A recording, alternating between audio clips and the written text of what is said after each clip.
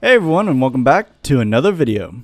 2025 seems like it's going to be a huge year for gaming. We already got exciting releases like Avowed, Kingdom Come Deliverance 2, and Monster Hunter Wilds. I unfortunately haven't gotten around to picking any of those games up, but one of my most anticipated games of this year recently dropped, sporting a crazy cool concept with couch co-op gameplay. That's right, today we are talking about Splitfiction.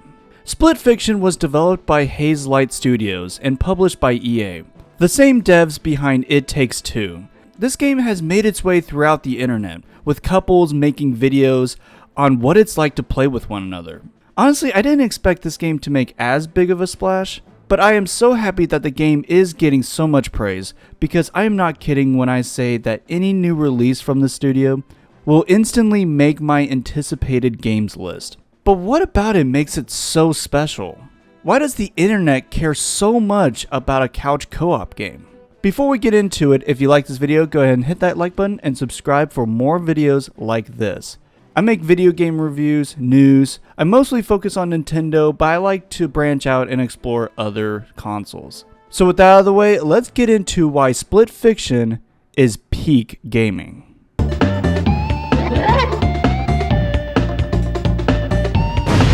The plot of Splitfiction is conceptually really cool. The story follows two women named Mio and Zoe. Both are authors who got the opportunity to work at a high-end publisher that just so happens to have a brand new machine that can transport people into their stories. What can possibly go wrong? Oh no, it all went wrong! Of course, things don't go as planned, as Mio ends up in Zoe's simulation by accident.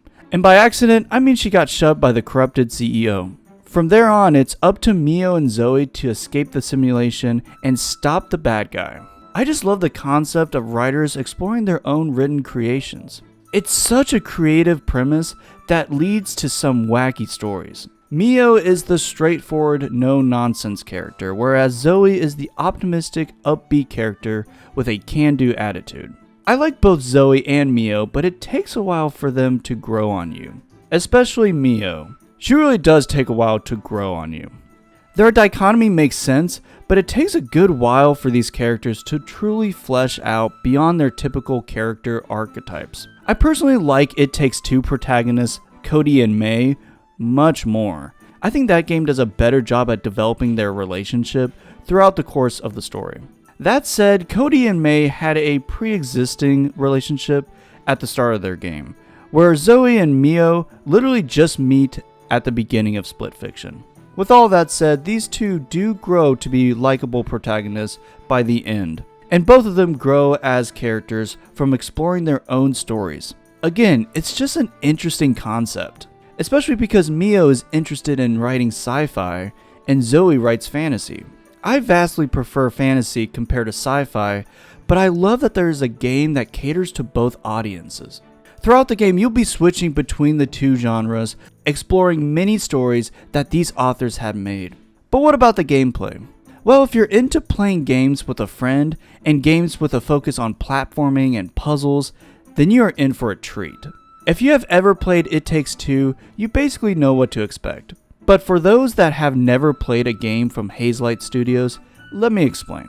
First off, this is a co-op game through and through.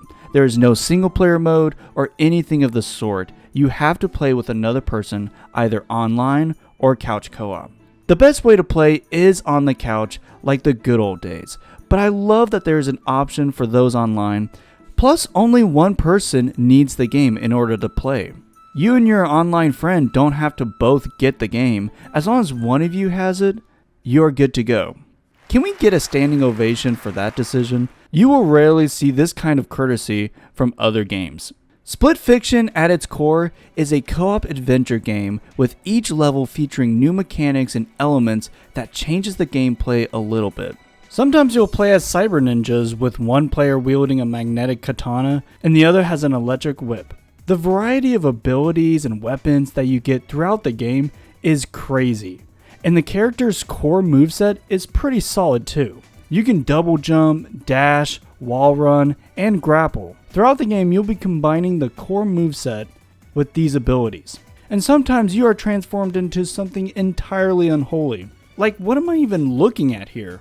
If you have never played a Hazelight game, then this level of absurdity might come out of left field. But I genuinely love when the devs add wacky concepts like this.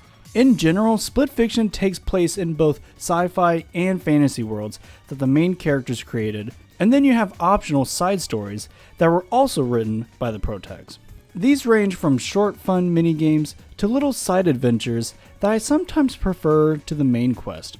These side stories act as a nice break and completely optional. I don't want to show more than I have to because it's so fun to stumble upon these blind. In general, I love how split fiction implements both puzzles and platforming into its gameplay. This game in particular ramps up the action as well, which depending on your taste could be a positive or a negative. If you're playing with someone who is not that into video games, then this could be a struggle for them. However, there are very generous checkpoints throughout the game. I will also say that this game is much more fast-paced, especially compared to something like It Takes Two, which is one of my negatives for the game. My favorite moments in both It Takes Two and Split Fiction were when the game slows down a bit and introduces chill mini-games that helps bond the characters you're playing. Split Fiction has some slower moments, but they are far and few between, at least for me personally. Although Split Fiction is more grand in scope than its predecessor. And it also makes sense for it to be a little bit more fast-paced because of how the story is set up. While you would think that the fantasy and sci-fi stories would be limiting, the devs find a way to make each chapter distinct from the rest. Sometimes limitations can birth creativity. That's kind of the essence of Split Fiction, and what makes it so great. Just when you are done with a chapter and its elements, the game switches to a new story with new abilities and a new look. I will say that some chapters do drag on a bit too much, however it's not really that big of a deal. The characters themselves are not as memorable as the previous protagonists, but the game does a fine enough job at developing both Zoe and Mio throughout the course of the game. The best part about Split Fiction is the gameplay and being able to explore these creative worlds, and doing all of that with someone else. Honestly, if you have a significant other or a friend that you love to play games with, then Split Fiction is a must-have, even if your significant other or friend is new to gaming. It might be hard for them to play certain sections, but thankfully the checkpoints, like I said, are forgiving. It's especially nice with boss fights, which I almost completely forgot. The boss battles are really cool, especially the final boss, which I'm not going to spoil here, but man is it fantastic. Overall, there is a reason that this game is getting so much love and attention.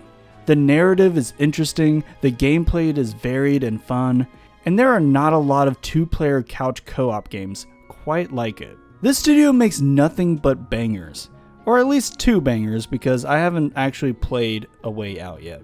But honestly, anything that the studio puts out, you bet me and my wife are going to be there day one. I absolutely urge anyone with someone else to play with to try out Split Fiction. It is absolutely worth your time and money. And I honestly think that this game is best played on one TV. Thankfully, you do have the option to play with your friend online as long as one player has the game, but I really think that this game was made to be played in the same room. Thank you all for watching, and if you would, like, comment, and subscribe for more game reviews like this. And I'll see y'all next time. God bless.